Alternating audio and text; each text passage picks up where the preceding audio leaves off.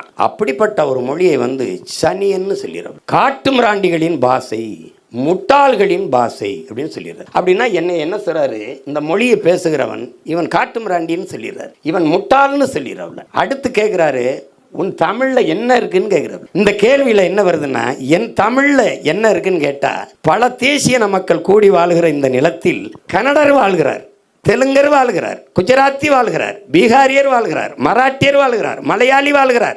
எல்லாரும் வாழும்போது உன் தமிழில் என்ன இருக்குன்னா, அப்ப கன்னடத்துல எல்லாம் இருக்கா அப்படிங்கிற கேள்வி வருதா இல்லையா? வருது. அப்ப தெலுங்குல எல்லாம் இருக்கா, இந்தியில் எல்லாம் இருக்கா அப்படின்னு வருது. இப்போ இத்தனை மொழிவெளி மக்கள் வாழ்கிற போது அந்த மக்களுக்கு முன்னாடி என் மொழியை தாழ்த்தி பேசினா எனக்கு எப்படி வலிக்கும்னு பார்க்கணும்.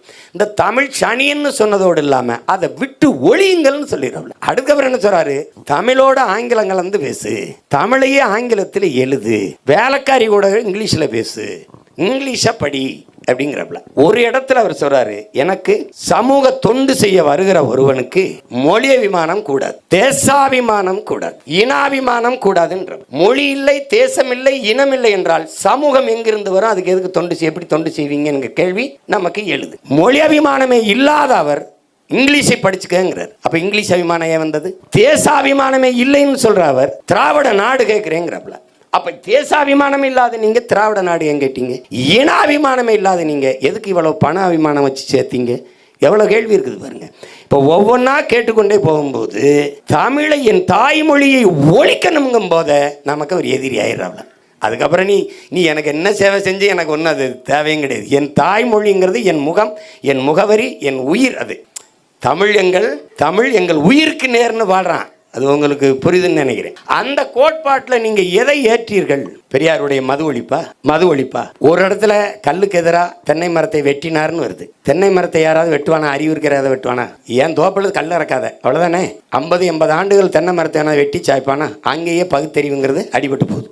அடுத்த ஆண்டே கல்லுக்கடையை திறந்து பெரியார் வைத்தார் என்று கல்வெட்டு இருக்குது. அடுத்த ஆண்டே எது தென்னை மரத்தை வெட்டினாருன்னு சொன்னாண்டே. அடுத்து கொஞ்ச நாள் கழிச்சு மது வேணாம்னு ஏன் சொல்ற? எதுக்கு மது விலக்கு கேட்குற? உலக நாடுகளில் எந்த நாட்டில் மது இல்லாமல் இருக்கு?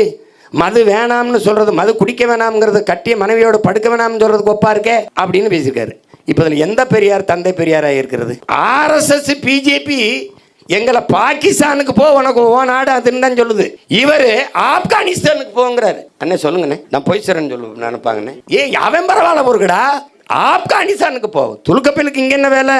நீ எந்த நாட்டுக்காரன் அப்படின்னா எனக்கு முதல்ல நீ எந்த நாட்டுக்காரன், நீ யாரு முதல்ல? அது கேள்வி வருமா இல்லையா? இப்படியே கேட்டு வச்சிருக்காப்ல. இப்போ ஒரு கேள்வி பாருங்க, பிறந்த நாள் செய்தி பாருங்க.